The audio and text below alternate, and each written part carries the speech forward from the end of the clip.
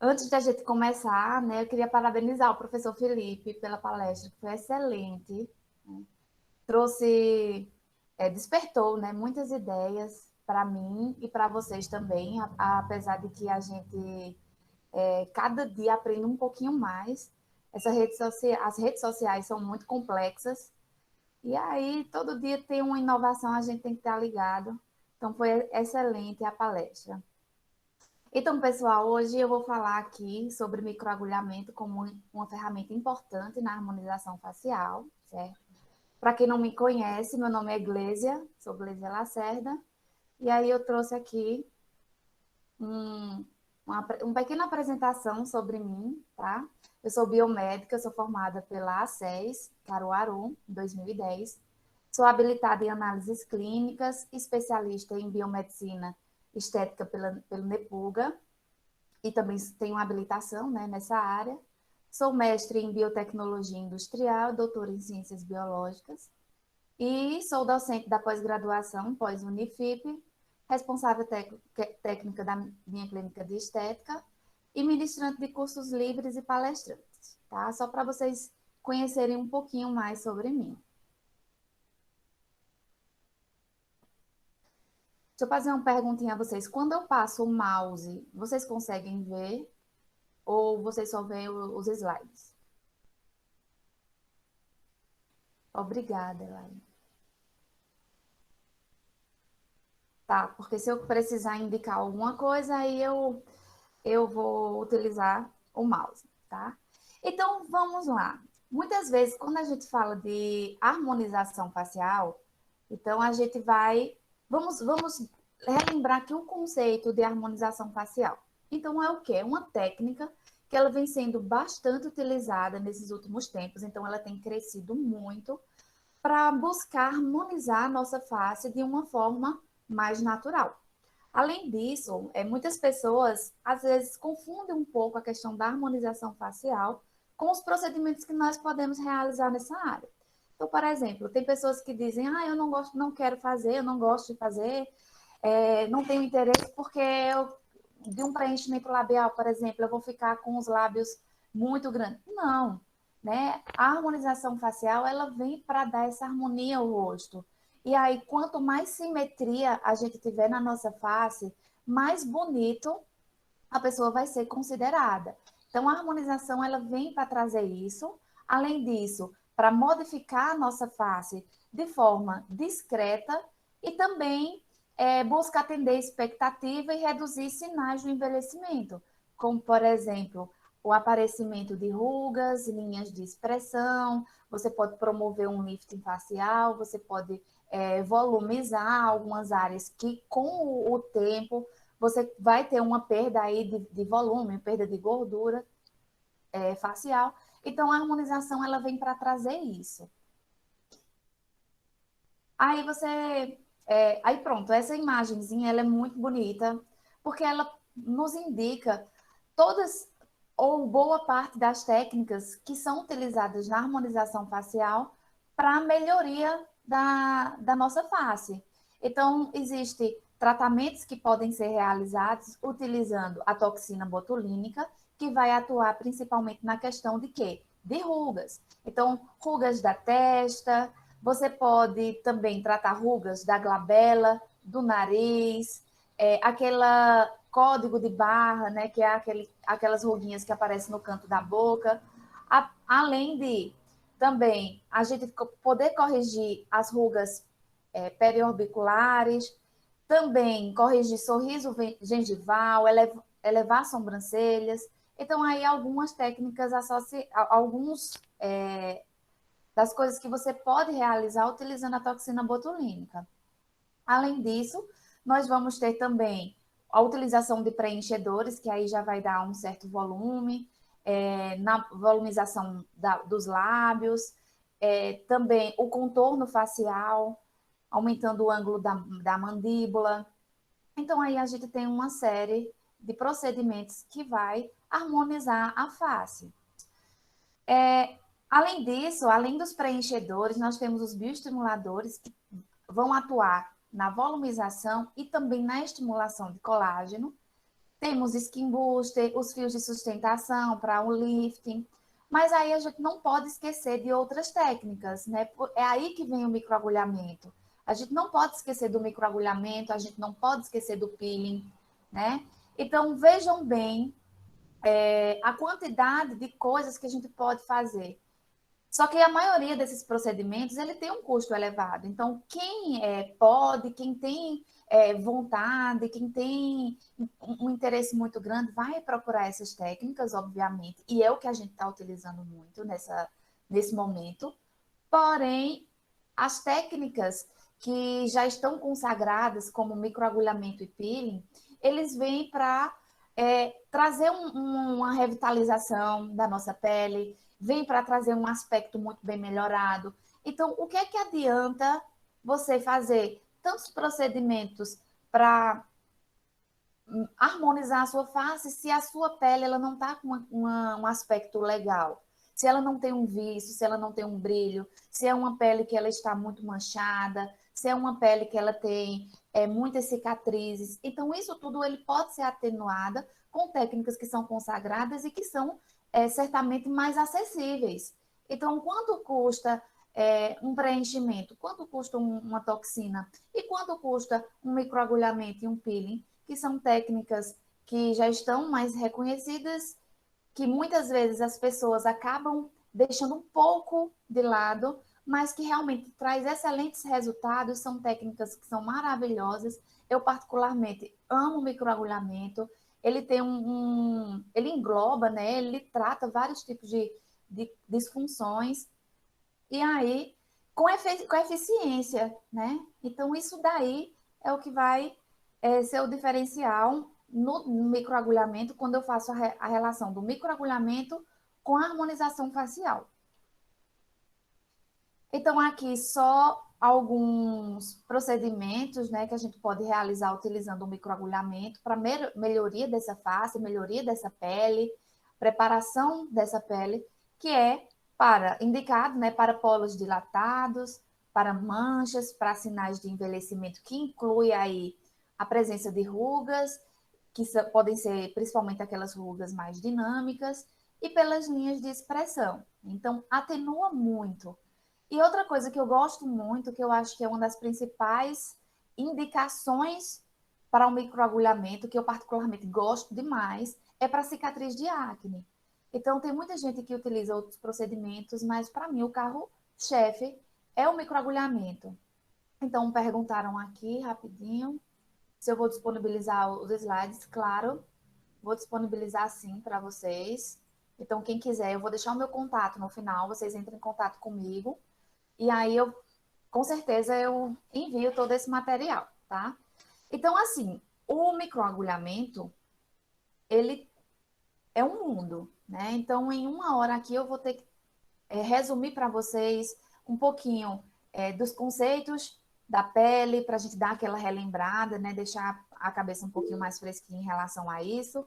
A gente vai rever a técnica, vai ver as indicações, contraindicações, ver os aparelhos, vantagens, desvantagens.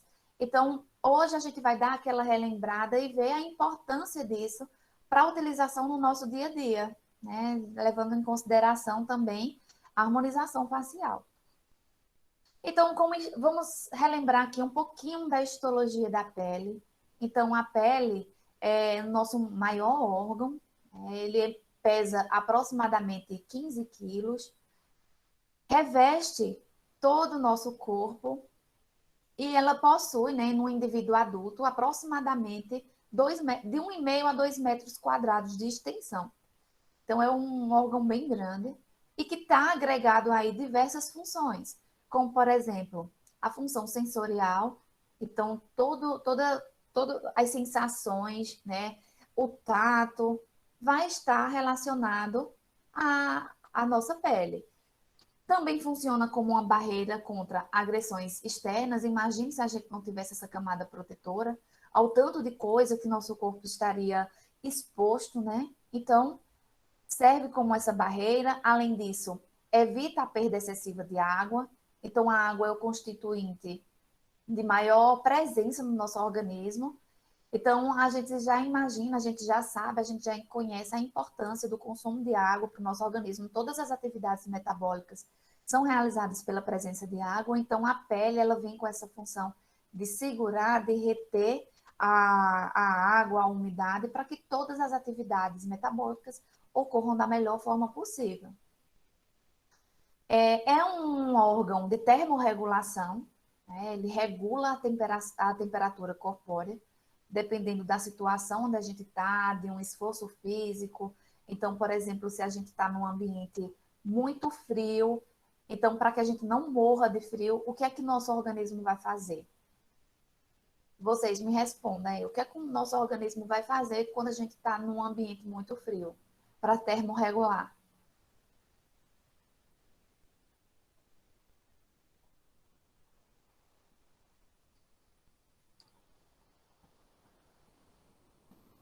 Cadê o pessoal? O pessoal está dormindo, mas vamos lá, vamos dar continuidade então. Então, quando a gente está num ambiente muito frio, o nosso corpo ele vai modificar aí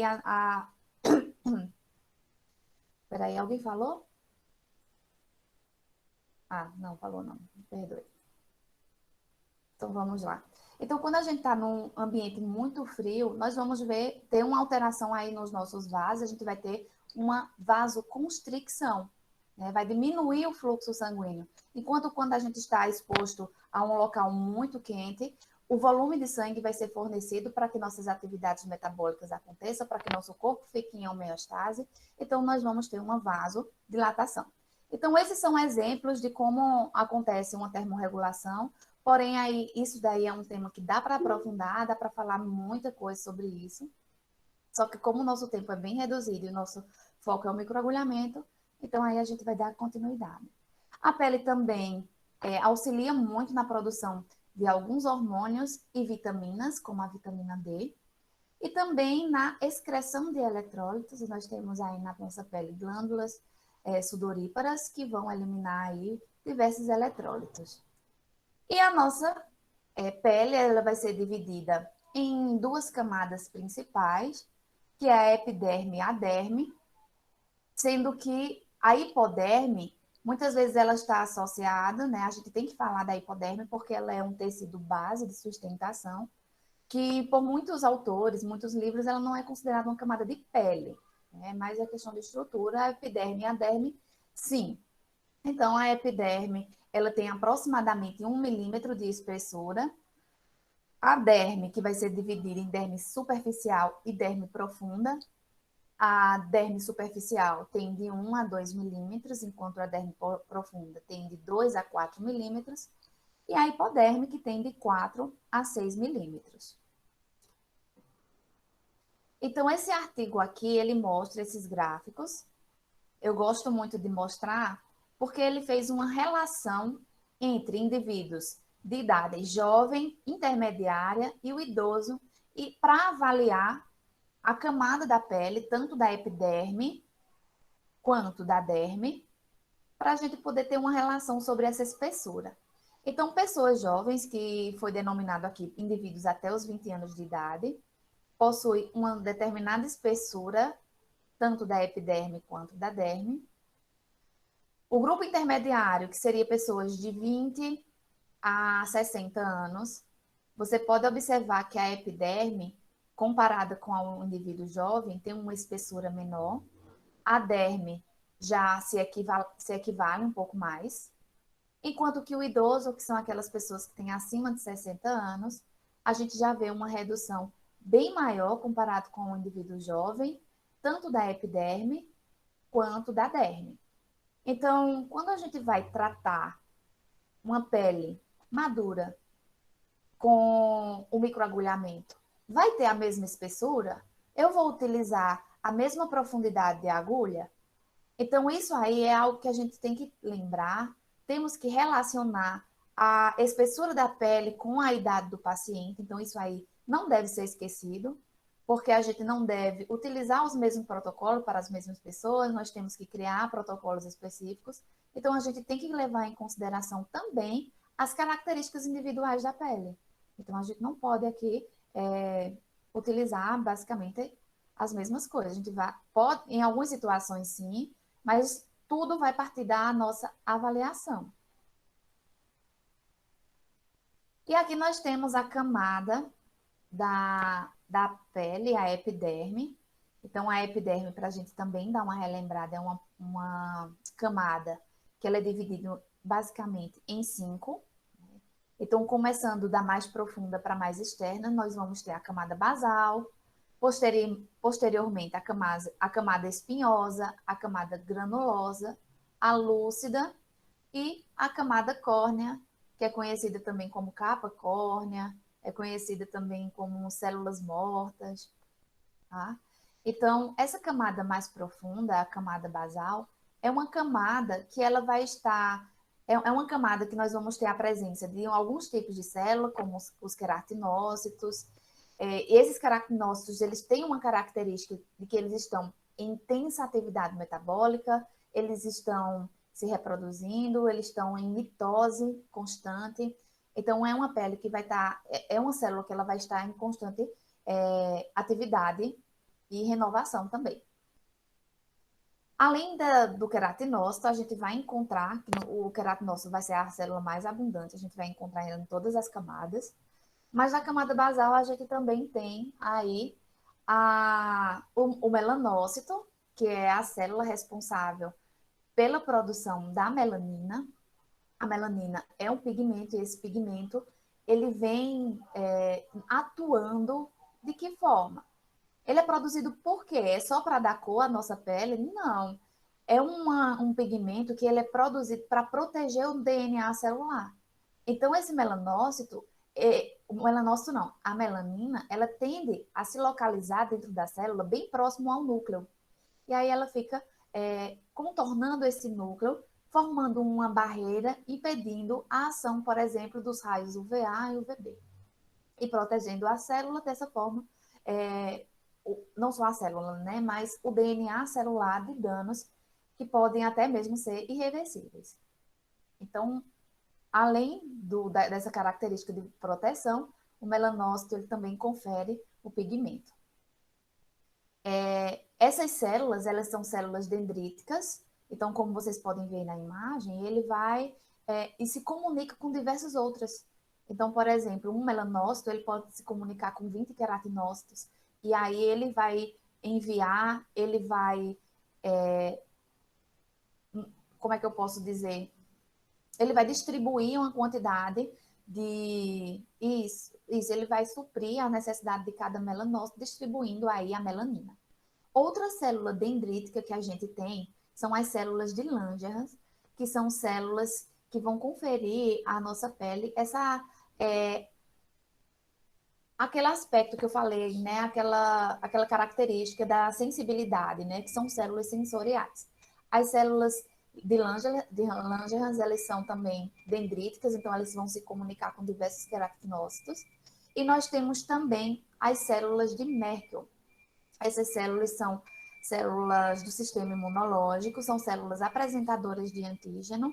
Então, quando a gente tem alguma lesão, alguma inflamação, são essas células que vão disponibilizar aí a nossa pele, todas aquelas reações, citocinas, todo o processo inflamatório vai surgir a partir da atividade também dessas células.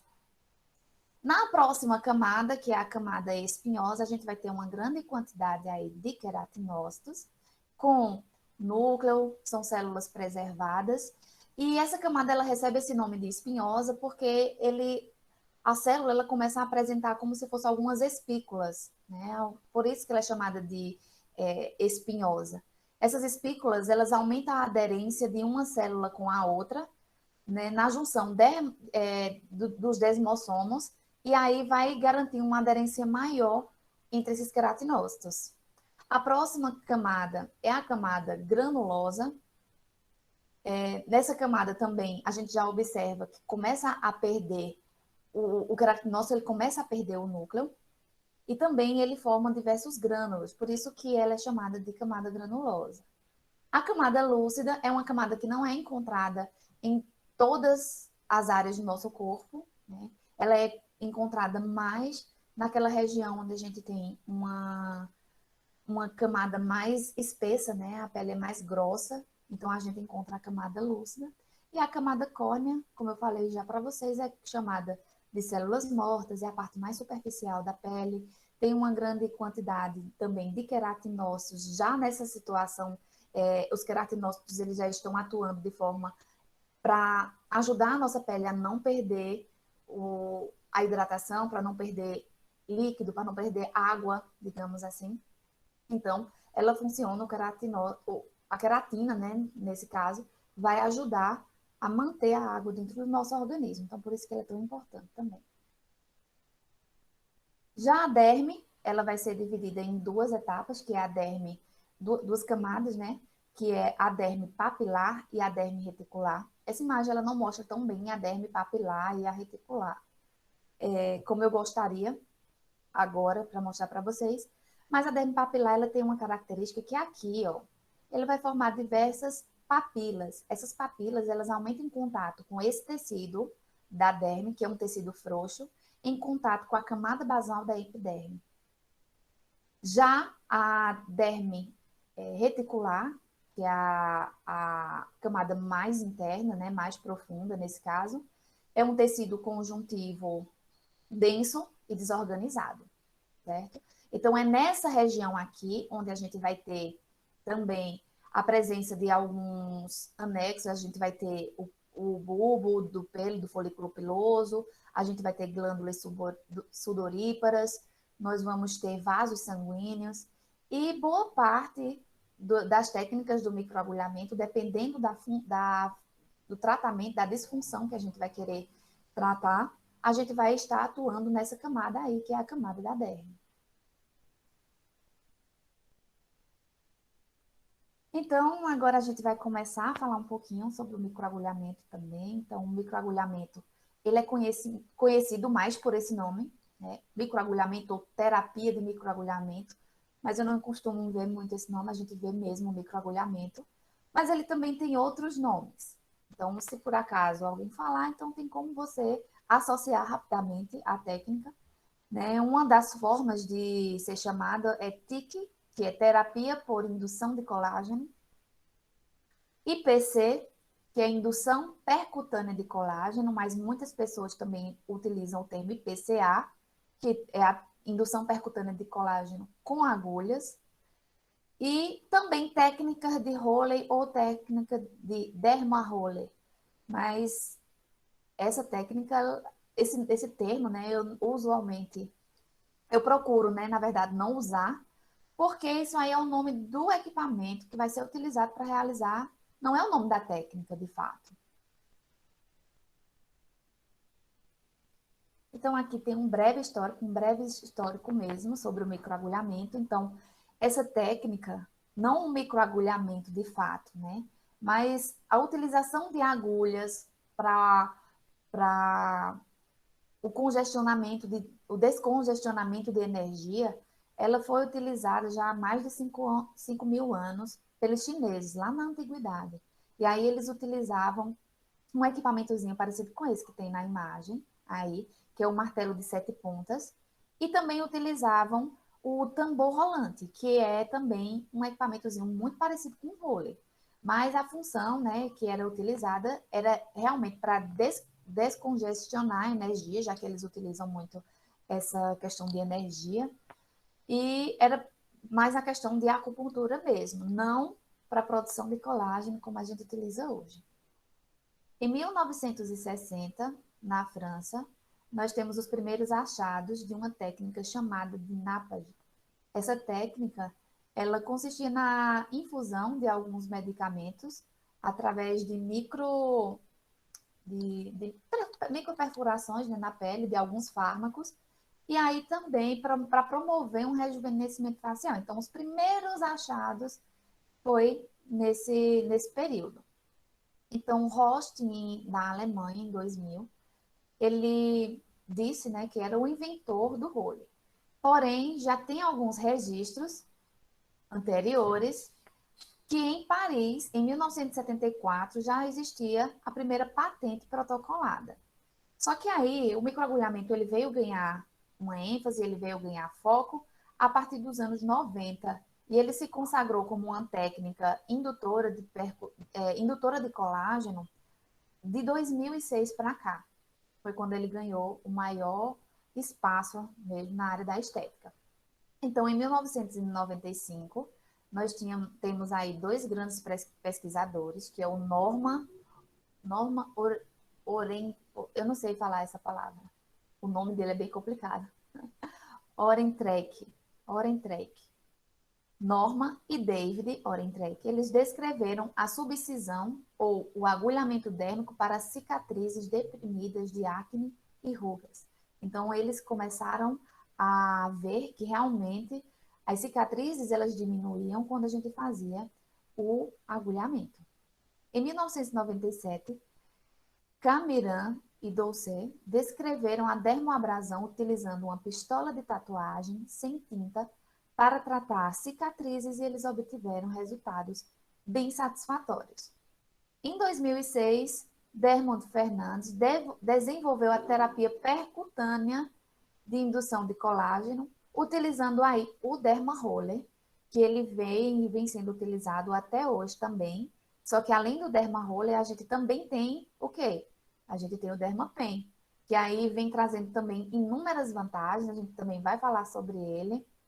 E aí eu acho bem interessante a utilização dos dois equipamentos, dos dois aparelhos, quer dizer. Então, o microagulhamento é uma técnica que ela vai basicamente agir de duas maneiras. A primeira delas é estimulando a produção do colágeno. Então, a gente vai induzir um processo inflamatório através do quê? Do agulhamento. Então, a gente vai causar uma lesão, né, até, por exemplo, na derme. Com isso, a gente vai ter aí o estímulo das nossas células para a produção de colágeno. Também nós vamos ter aí um sistema que nós chamamos de Sistema de Acesso Transdermal de Ingrediente, que é o conhecido como SAT, e também mais popularmente conhecido como Drug Delivery. Então, através do microagulhamento, nós conseguimos formar diversos canais, abrir diversos canais na pele, e com isso a gente vai ter aí uma permeabilidade maior de ativos. Então, diversos ativos podem ser utilizados, eu vou mostrar para vocês mais na frente alguns que são utilizados no microagulhamento. E aí, minha gente, imagine só que você tem um bolo de cenoura. E aí você faz o bolo e você decide fazer uma cobertura de chocolate bem para deixar o bolo bem molhadinho. De qual forma o bolo vai ficar mais molhadinho, que vai atingir aí realmente o seu objetivo? Se você jogar assim por cima a cobertura, ou se você pegar, furar com um garfo várias vezes ele e colocar essa cobertura. Então, qual seria a diferença? Então, nesse caso, a gente sabe que a cobertura ele vai conseguir penetrar melhor no bolo através dos canais que você acabou de realizar, né? Utilizando o garfo. Então, basicamente, é isso que vai acontecer na nossa pele. Com o Dermaroller ou com o Dermapen, quando a gente utiliza as agulhas, essas agulhas elas vão formar canais que vão facilitar a permeação dos ativos. Então, a profundidade, isso daí vai causar exatamente, a permeação vai melhorar consideravelmente. Então, a gente vai causar uma lesão, uma microlesão, uma injúria na pele, e a profundidade e a amplitude da lesão cutânea vai nos dizer a intensidade da resposta cicatricial. Então, existem aí duas formas de reparação tecidual, que é a regeneração e a cicatrização. Regeneração é o processo onde as células que morreram devido à agressão, elas vão ser substituídas pelo mesmo tipo de célula, que são as células parênquimas do órgão. Já a cicatrização, a gente vai ter uma substituição das células parenquimatosas por um tecido fibroso, que é a cicatriz. Quando a gente realiza o microagulhamento ele vai induzir um processo cicatricial que vai ser dividido em 3 fases. A primeira é a injúria tecidual, que é considerada também a fase inflamatória. A segunda fase é a proliferativa ou cicatricial. E a terceira, a maturação ou remodelamento. Então, aqui nós temos a primeira fase, que é a injúria tecidual, certo? Ela tem uma duração de 36 a 48 horas. Essa pergunta eu sabia que ia ter. Se por acaso o microagulhamento para ser efetivo, se ele precisa sangrar. Não, ele não precisa sangrar.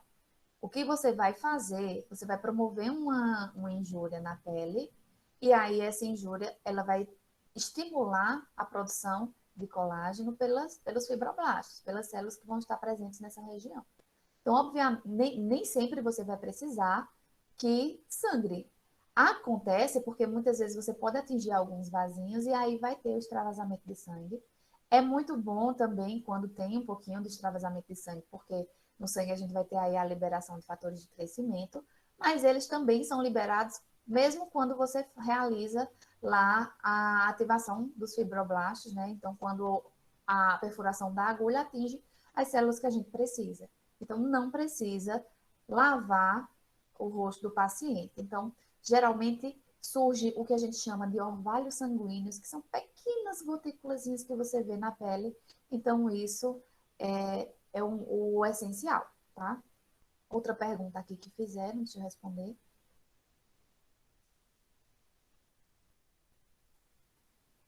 Para esse procedimento, tem que preparar a pele antes? Sim, para qualquer procedimento, tem que realizar a preparação da pele, certo? Então, você tem que, inicialmente, eu mesmo gosto de utilizar primeiro realizar uma limpeza de pele, tirar bem as impurezas, cravos, tirar os comedões, né? Deixar a pele bem limpinha, espera alguns dias e aí você começa com hidratação, você começa com é principalmente hidratante, né? Porque a pele, quando ela está muito bem hidratada, ela diminui o risco de intercorrências e algumas complicações. Apesar de que o microagulhamento eu considero uma técnica bem segura em relação a isso. É uma técnica bem de poucas intercorrências. A maioria das intercorrências que a gente vai falar um pouquinho mais na frente, ela se dá devido à falta de domínio da técnica. Então, se você domina a técnica, dificilmente vai ocorrer uma intercorrência com você pelo microagulhamento. A gente também vai falar um pouco mais disso mais na frente. Então, essa indução percutânea de colágeno, como foi denominada, ela vai iniciar com a perda da integridade dessa barreira cutânea. Então, é justamente quando você vai iniciar o processo de perfuração. Nós vamos ter como um alvo de dissociação os queratinócitos, e aí esses queratinócitos eles vão liberar citocinas, como a interleucina A, interleucina 8, 6, fator de necrose tumoral alfa, fator de estimulador de colônias de granulócitos e macrófagos, perdão. Vai provocar uma vasodilatação dérmica e migração dos queratinócitos para restaurar o quê? O dano que foi causado na epiderme.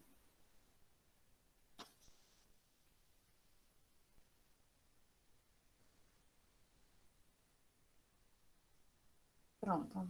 Eu tinha mais alguma coisa que eu queria falar sobre isso, mas eu não estou lembrando bem. Mas se eu lembrar, eu volto a falar o que eu queria, certo? Então vamos lá.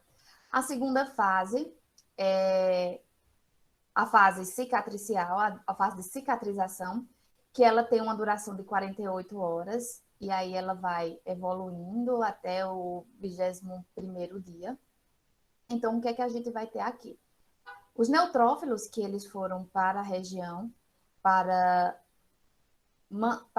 ajudar aqui na redução dessa injúria, eles vão começar a ser substituídos por monócitos, tá? A gente vai ter aí o início de angiogênese, a formação de novos vasos, porque esse vaso que foi lesionado, ele precisa ser regado aí de sangue, de nutrientes, então a gente vai ter a angiogênese, a epitelização, proliferação dos fibroblastos, então isso aí é algo bem importante. Nós vamos ter também a ação, né, dessas células, nós vamos ter produção de colágeno do tipo 3, elastina, glicosaminoglicanos e proteoglicanos, e também nós vamos ter fatores de crescimento dos fibroblastos, como fatores de crescimento de transformação alfa e beta, e também nós vamos ter fatores de crescimento do tecido conjuntivo. Fator de crescimento também de plaquetas e tudo mais.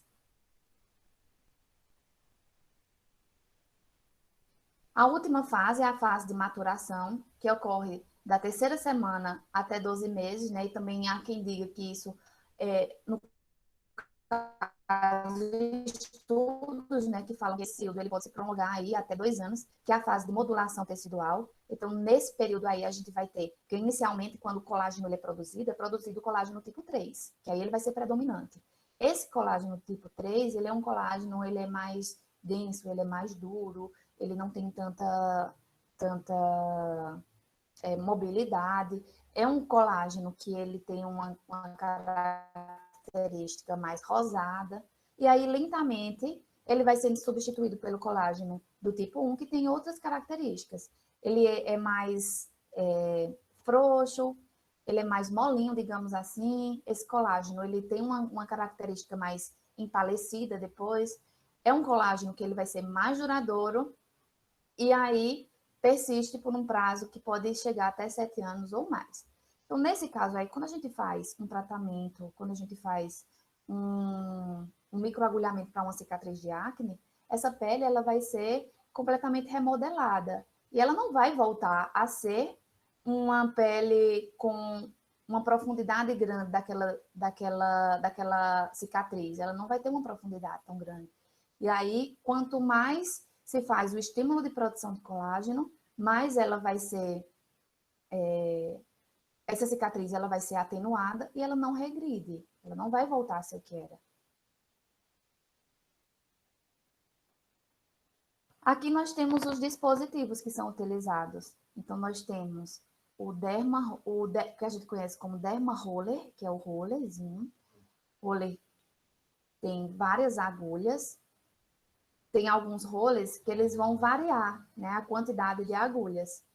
Temos roller que tem 72 agulhas, 192, 540 e até 1080 agulhas.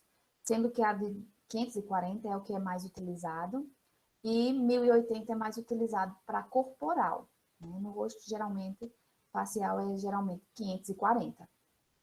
E nós temos aqui o Dermapen. Dermapen é um equipamento muito bom de ser utilizado. Já já eu vou explicar a vocês por quê. Também nós temos aqui o cartucho. Esse cartucho aqui ele também vai nos dar diferentes quantidades de agulha, dependendo dele. Eles têm, obviamente, né, em comparado ao roller, uma quantidade menor de agulhas. E aí, esse cartucho ele pode ser de 7 agulhas, de 12, de 36, de 42. E também tem algumas agulhas que são as agulhas nano, que também tem sido bastante utilizada.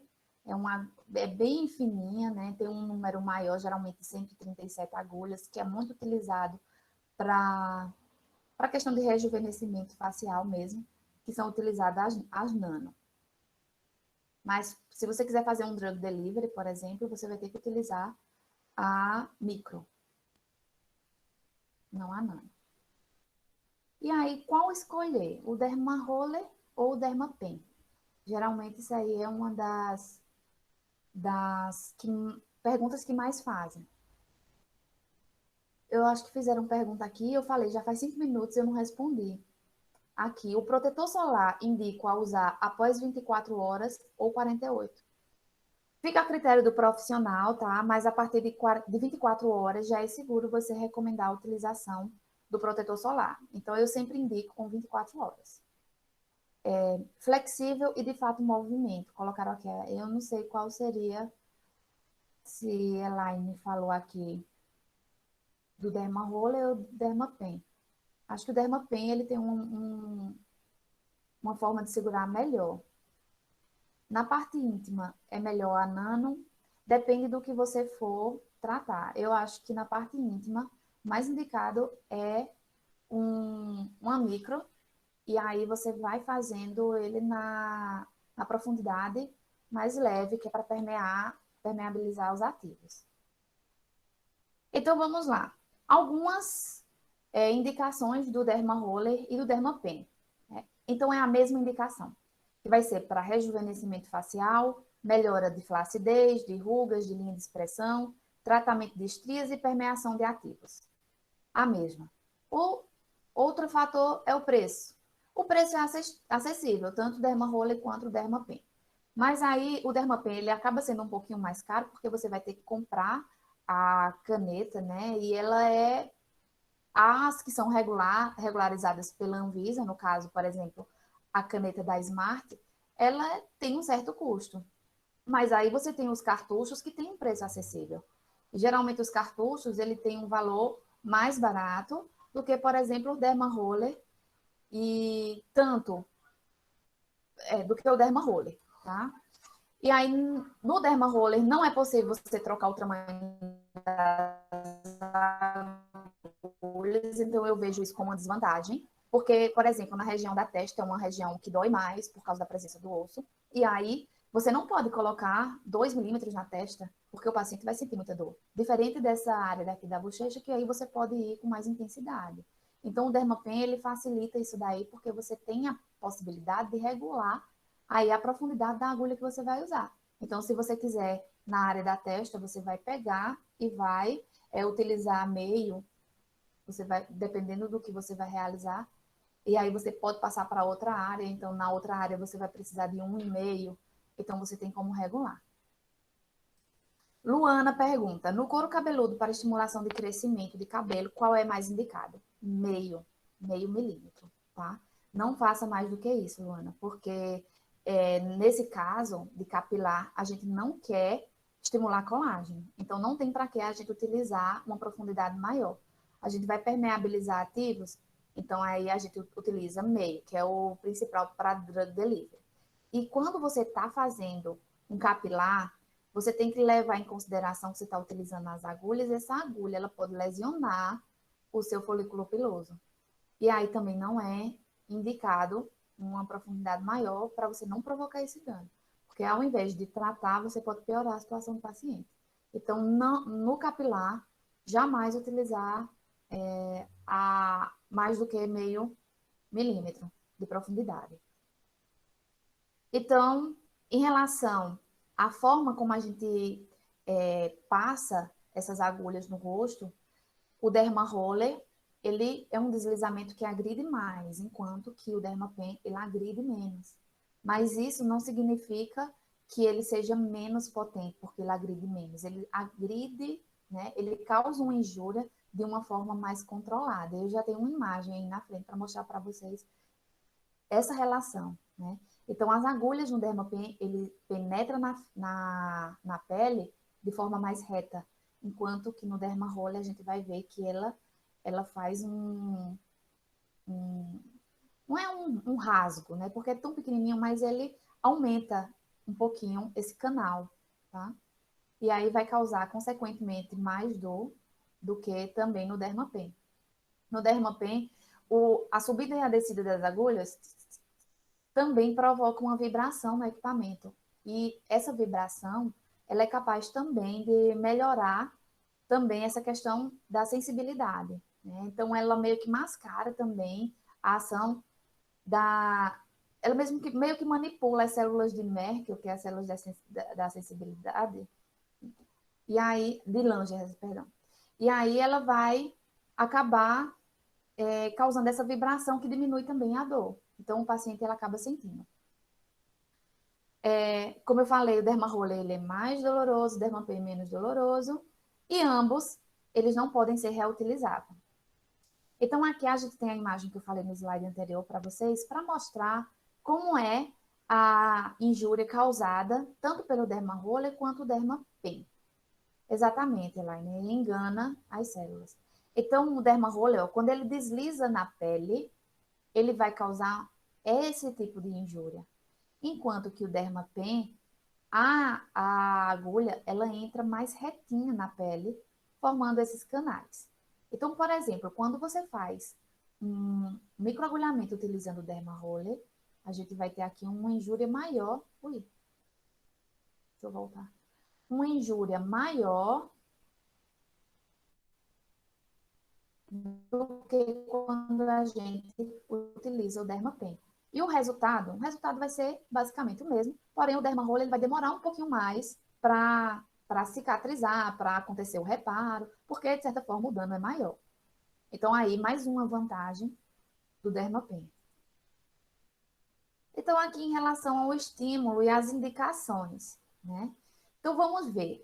Nós temos a injúria leve, injúria moderada e a injúria profunda. Na injúria leve, a gente vai utilizar a profundidade de 0,25 a meio milímetro, com a função principalmente de quê? De drug delivery, que é a entrega de drogas. Ele vai ajudar a atenuar rugas finas, melhora a textura e o brilho da pele. Marcélia pergunta, quantas sessões você indica para ter um resultado bom? Marcelo, isso aí realmente vai depender do organismo do paciente, da disfunção. Então, realmente, isso aí tem que ser algo que é feito durante a avaliação. Eu também não gosto de prometer para paciente, dizer, olha, vai dar certo em 3 sessões. Geralmente, a gente fala assim, que um resultado bom de microagulhamento a gente começa a ver com 3 sessões. Mas eu tenho pacientes que fizeram um microagulhamento e já deu um resultado excelente. Dermapen pode trocar só as agulhas, né? Enquanto que o Dermaroller é descartável. Exatamente. A Dermapen é uma caneta, ele é um equipamentozinho, um aparelho, que aí você vai sempre passar um plásticozinho filme nele, colocar ele sempre protegido. Depois, a cada paciente que você trata, você vai trocar, você vai fazer a asepsia do aparelho. A única coisa que você vai descartar é o cartucho, que ele não é reutilizável, assim como o roller.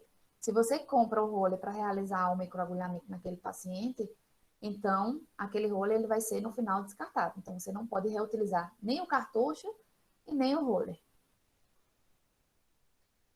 Então, voltando aqui à profundidade, nós vamos ter a injúria moderada, que é de 1 a 1,5. Serve para flacidez cutânea, rugas médias, rejuvenescimento global. E a injúria profunda, que vai de 2 a 2,5, em alguns casos até 3. Só que 3 a gente não pode fazer, é exclusivamente para médicos. Mas o que eu posso adiantar para vocês é que 1,5 ele já traz um resultado muito bom. Então não precisa você ficar tentando causar muita injúria naquele tecido, você utilizar muito 2, 2,5. Se 1,5 ele já dá uma resposta boa. Então, por exemplo, cicatrizes deprimidas distensíveis, estrias, cicatrizes ondulares e retráteis, geralmente são indicados aquela profundidade de agulha de 2, por exemplo. Só que muitas eu já fiz com 1,5 e o resultado é muito bom. Aí Rafaela pergunta, para manchas, pode ser utilizado para manchas sim, só que aí você vai ter que ter muito cuidado também para você não cutucar muito, digamos assim, o melanócito, porque o melanócito é uma célula completamente estressada, ela tá lá de boa na dela, tranquila, só que aí de repente você começa lá, mexendo com ela, mexendo, mexendo. E aí, se você mexe demais, ele acaba se estressando e aí libera melanina para tudo quanto é lado e aí causa hiperpigmentação. Paula pergunta: pode ser indicado para pacientes com melasma, não ocorre hiperpigmentação? E quanto a pessoas com queloide? É inviável?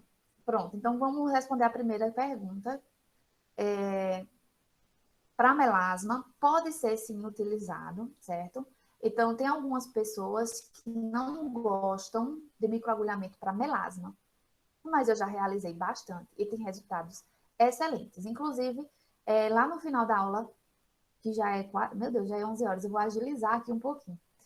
Lá no final da aula eu mostro alguns artigos científicos que realizaram tratamento, inclusive para melasma, e com resultados excelentes.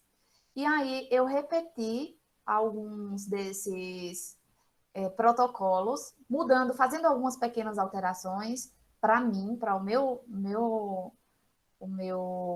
protocolo, né, as minhas adaptações, o que eu achava mais seguro. Realizei e também tive resultados ótimos. Né? Então, isso vai muito também do conhecimento do profissional, do quanto você estuda, do quanto você busca. Você vê na literatura o que foi utilizado, o que é que você pode agregar, e aí você consegue resultados muito bons. Então, eu gosto também do microagulhamento para melasma. Só que aí, geralmente, eu utilizo até 1,5, não mais. Então, cicatriz você quer usar o 2, mas tenha cuidado, porque nesse caso aí você pode sim provocar uma hiperpigmentação. Então, você vai ter que utilizar o roller, no caso, a agulha, né, a profundidade de até 1 milímetro. Tem muito cuidado. A Rafaela, pronto, eu acho que eu respondi a pergunta de Rafaela, que pergunta qual é o comprimento da agulha e para hiperpigmentação. Então, se por acaso você estiver tratando apenas hiperpigmentação, então utiliza uma agulha numa profundidade pequena, né? Uma injúria leve, para você fazer o drug delivery, porque você vai ter um resultado muito bom. Mas não, nesse caso, para hiperpigmentação, procura não usar uma profundidade muito, no caso, causar uma injúria moderada nesse caso. Provoca uma injúria leve. E aí você vem com seus protocolos, seus ativos clareadores, que vai dar um excelente resultado. Paula pergunta também sobre a questão de queloide, se pessoas com queloide podem fazer. Então, vários artigos falam que a questão do queloide, ele pode ser sim uma contraindicação, mas ao mesmo tempo não. Em que sentido isso, professora? Como é que eu vou saber quando ele é indicado ou contraindicado? Se você quiser fazer uma injúria leve, como um drug delivery, a literatura relata que pode ser feito com queloide. Já outros, se por acaso você quiser fazer um tratamento de uma cicatriz, então nesse caso não, porque você vai causar uma injúria moderada a profunda. Então não é indicado. De toda forma, quem tem queloide eu não gosto de fazer, eu nunca fiz microagulhamento em quem tem queloide e também não vou fazer. Henrique pergunta, existe contraindicação para pacientes com psoríase? Uma das contraindicações é a psoríase também, então realmente também não deve fazer nesse tipo de paciente. Qual você indica como ativos clareadores? Eu vou dar uma passadinha aqui, porque a gente também vai chegar na parte dos ativos e eu vou mostrar. Ativo clareador, eu gosto do ácido tranexâmico, mas eu gosto também da vitamina C. Eu acho que a vitamina C é um coringa. Ele é um antioxidante muito bom. Então, por ele ser um antioxidante, ele também ajuda nessa questão de clareamento. Aqui, pessoal, tá mostrando aqui a injúria causada, né? Então, desde você utilizando uma agulha de 0,2, 0,25, 0,30 até 0,5 milímetros. Então, a gente tem aqui uma injúria que ela vai chegar até a camada basal da epiderme, podendo até atingir um pedacinho da derme. Mais do que isso, a gente vai estar atuando na derme, então o mais seguro que eu diria é utilizar a agulha até 2 milímetros. Mais do que isso, é muito profundo, certo? Então, aqui ainda eu tenho que dizer a vocês, por exemplo, em relação ao tratamento, né, com agulhas, existe estudos, né, que demonstram que, por exemplo, se você utiliza um roller ou uma agulha, né, eu estou dizendo roller, mas eu quero me referir à agulha, numa profundidade de 1,5, ela não vai entrar toda. Essa agulha ela não entra toda no tecido. Ela vai entrar aproximadamente 7 milímetros. 7, não, perdão. 0,7, ok? Então, ela não penetra totalmente. Então, não vai ser o 1,5 que vai penetrar totalmente. Desse 1,5, 0,7 que penetra na pele. E a técnica? A técnica ela vai ser dividida em 5 etapas principais, que é limpeza, anestesia tópica, asepsia, a técnica e a utilização dos ativos estéreis para, que é o drug delivery, né? Então, a limpeza, como é que você deve fazer? Isso também vai depender do protocolo de cada um, mas você pode utilizar um sabonete à base de ácido glicólico, você retira, passa, faz a asepsia, limpa muito bem. Asepsia não, faz a limpeza, tira muito bem depois o resíduo, e aí você vai partir para a anestesia tópica.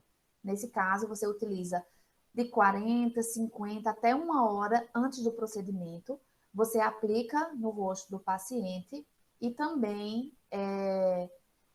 oclui com um plásticozinho filme. Tem que deixar ocluído para que ele atue, né, potencialize o efeito. Então, algumas pessoas aplicam dessa forma.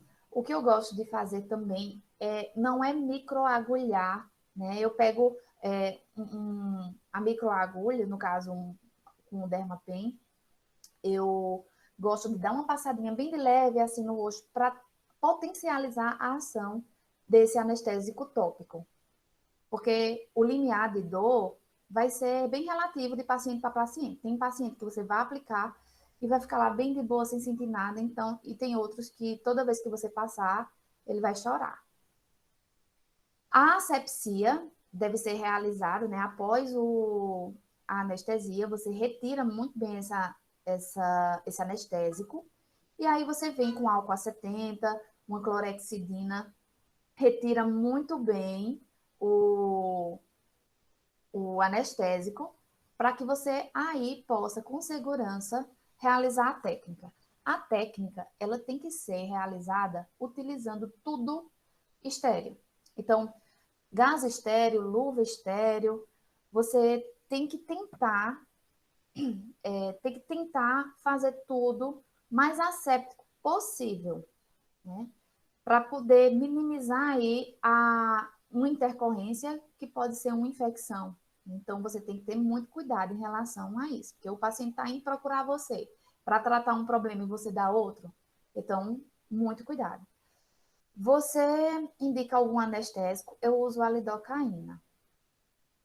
Veja, eu utilizo um anestésico manipulado, ele tem lidocaína 20%, transcutol, não lembro exatamente, eu não me lembro exatamente a formulação, mas tem transcutol, tem mentol, e ele é muito bom. Eu gosto muito dele. E se vocês quiserem, depois eu posso até passar a formulação para vocês. E qualquer coisa me manda por e-mail. Ou me chama no Instagram, no meu WhatsApp, que aí eu passo tudo para vocês. Para que não permeie dentro da pele, tem que tirar todo o anestésico e a sujidade. Exatamente, tem que limpar muito bem, tem que deixar essa pele sem nada.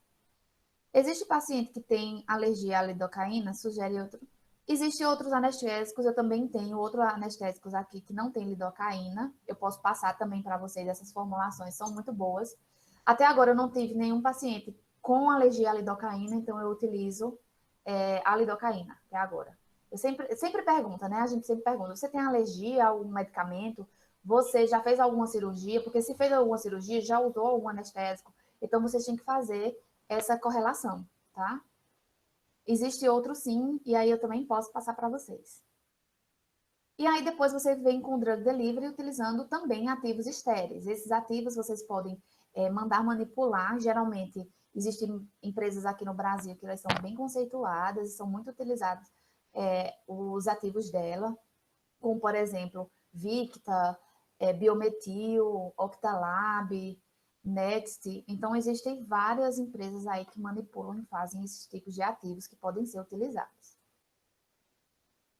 A técnica é utilizada a técnica em asterisco.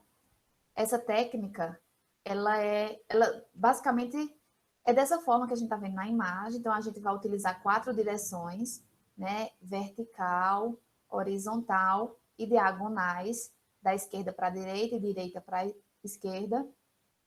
E aí, geralmente, 10 passadas na mesma direção. Isso aí, no máximo, tá? Tem gente que diz 10 a 15 passadas, Tem gente que... quando eu digo tem gente, são artigos, tá? Então, tem artigos que falam que apenas 4 passadas em uma direção já tem um efeito bom, né? Mas, geralmente, particularmente, eu faço uma média de 10 passadas na mesma direção.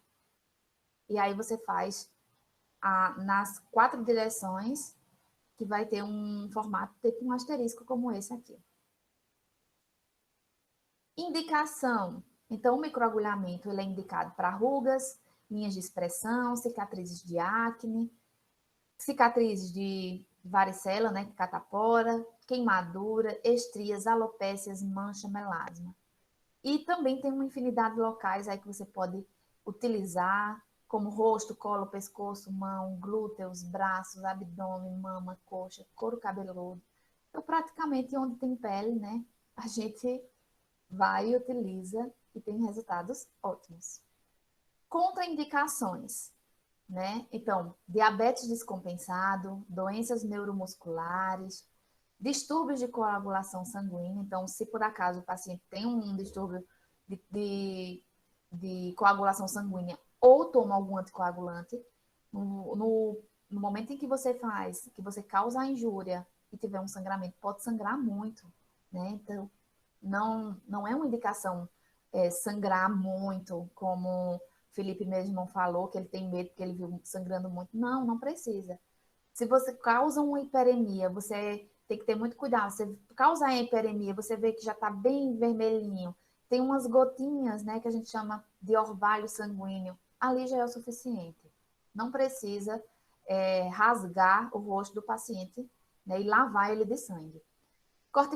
Corticoterapia aguda ou crônica, alergia a metal e cosméticos, verrugas, ceratoses, infecções na pele como acne ativa e herpes ativa, sensibilidade cutânea, gravidez, rosácea ativa, o uso de isotretinoína. Então, quem faz Racutan tem que passar uns 6 meses depois de ter tomado o remédio, né, para poder realizar o procedimento. Então, quem fez o uso de Racutan tem que aguardar.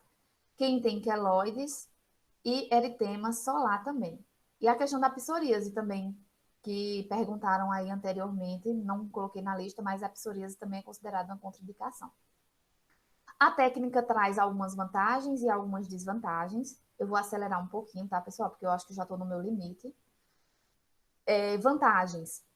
Resultado efetivo em poucas sessões. Então, como eu falei para vocês, o mínimo de 3 sessões para a gente ver resultados muito bons. Até 6 sessões, com um intervalo, né? Lembrando que tem que dar um intervalozinho. Eu espero o tempo de recuperação da pele de 21 a 28 dias, mas aí na frente a gente vai ver alguns artigos que eu selecionei, que aí eles fizeram de forma diferente e tiveram bons resultados. Sem efeitos colaterais de longa duração, não é uma técnica ablativa, rápida recuperação, grande potencial para desenvolvimento de novos protocolos. Não há necessidade de afastamento das atividades do cotidiano. É uma técnica segura para todos os fototipos, aumenta a densidade da pele, tornando-a menos vulnerável ao fotodano e não desgasta o profissional. É muito tranquilo de fazer. E desvantagem, que não, do meu ponto de vista, não é uma desvantagem assim, mas eu citei para vocês. Exige do profissional qualificação, treinamento, habilidade na realização da técnica. Isso não é uma desvantagem, né? Porque um profissional, para ser bom, ele tem que ter tudo isso. Então, independente de técnica, se for um microagulhamento ou não, mas aí eu coloquei. O paciente, ele pode ter um pouco de aversão à técnica, como o próprio Felipe falou, que ele disse que ele tem medo, mas tem gente que tem medo e tem vontade de fazer. Então, né, nesse caso daí a gente tem que ser um pouquinho de psicólogo. Peraí, gente, um minutinho, tem um carro aqui passando. Isso são coisas que acontecem aqui no online.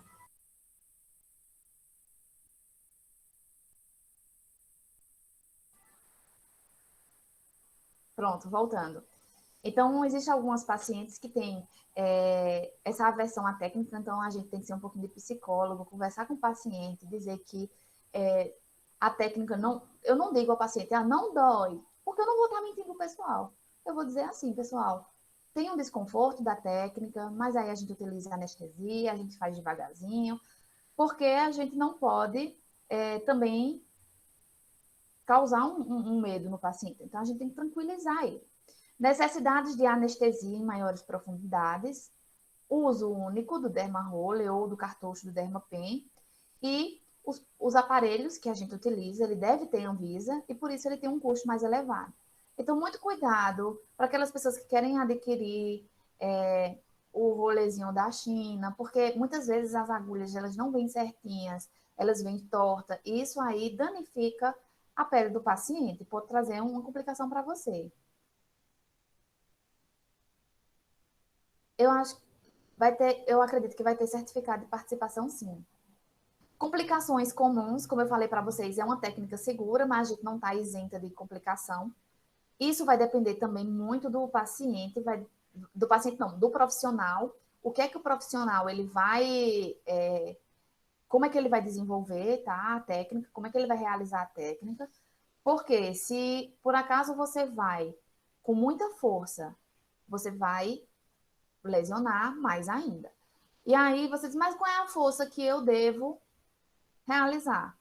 Geralmente a literatura diz que você tem que realizar uma força de 6 newtons.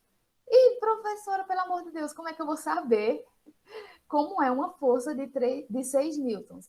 Geralmente é aquela força que você utiliza para escrever.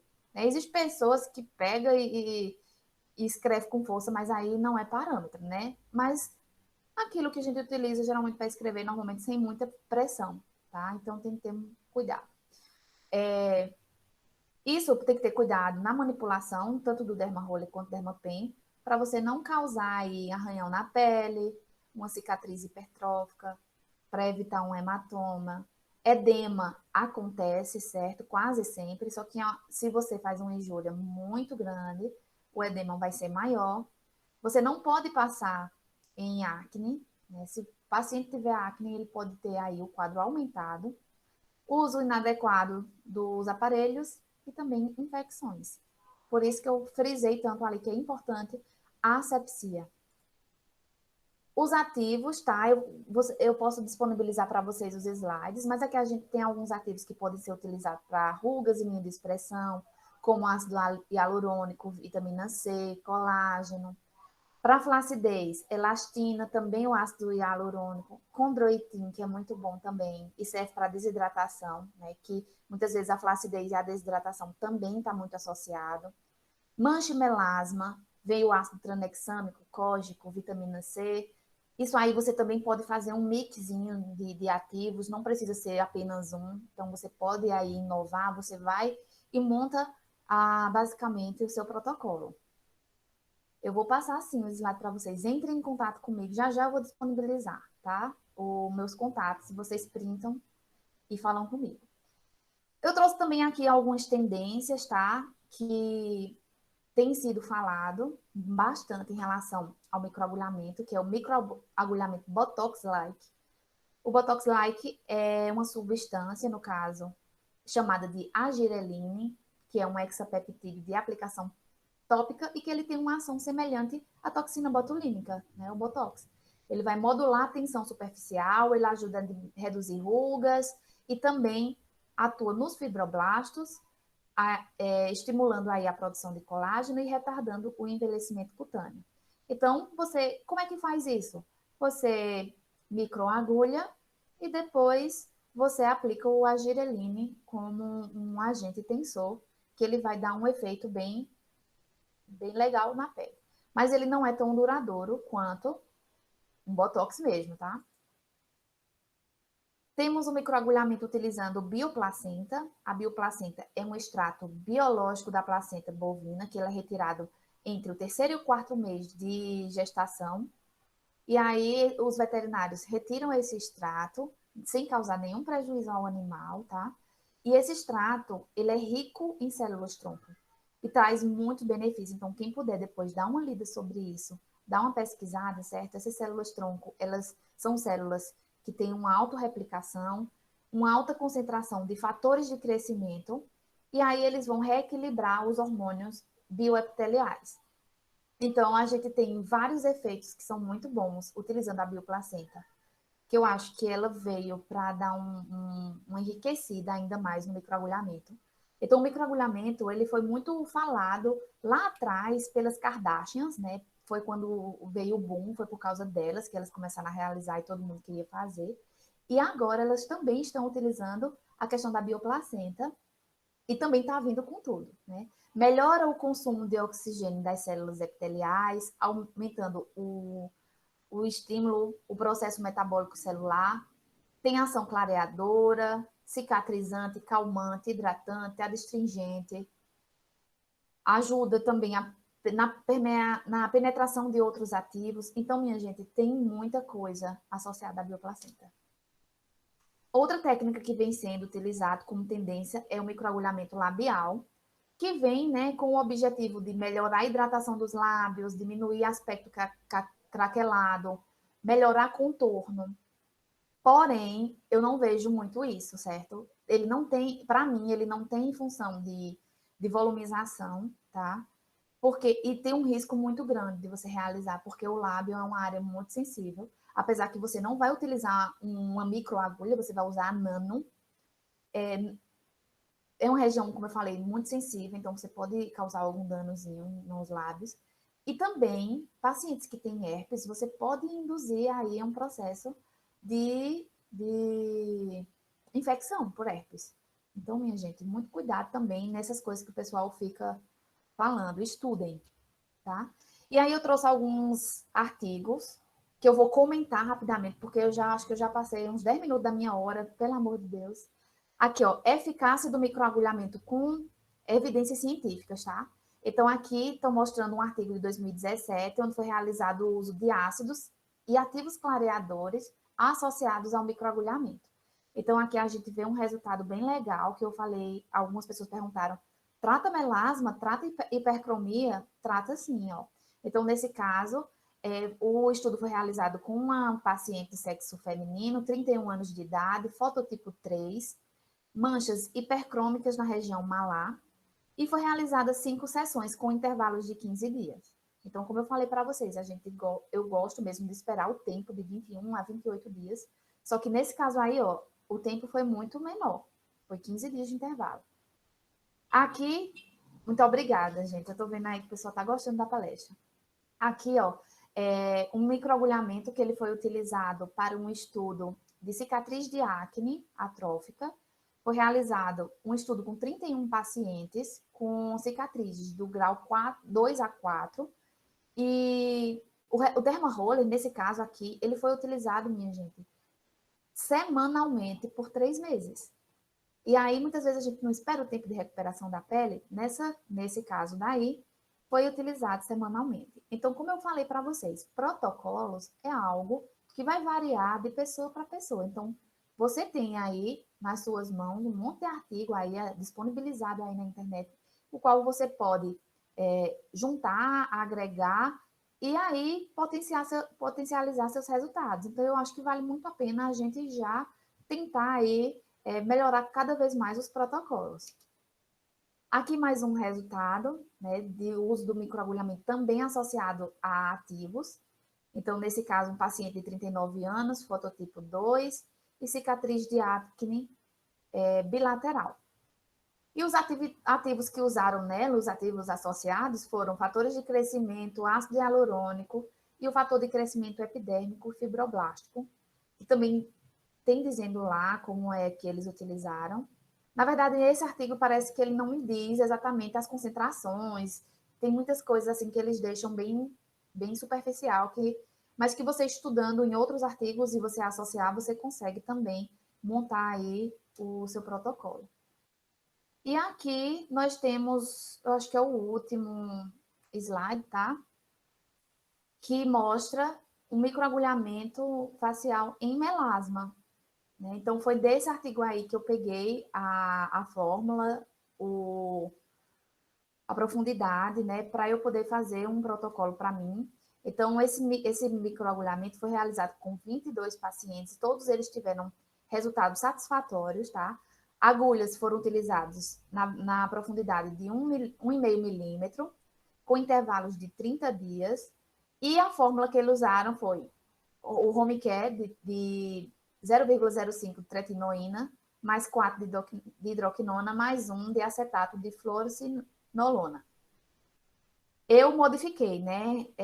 Renata falou aqui, vi muitos profissionais criticando a hidroquinona. Eu não gosto da hidroquinona também. Prefiro não usar pelos relatos que a gente encontra na literatura, então eu não vou... eu não me sinto segura em trabalhar com ele, então eu não faço aquilo que eu não me sinto segura. Então, eu substituí nessa fórmula a hidroquinona por arbutin. Então, ao invés de 4% de hidroquinona, eu coloquei 5% de hidroquinona. E ao invés de 1% do acetato de fluoroquinolona, eu utilizei 0,1 dexametasona, que é também um anti-inflamatório.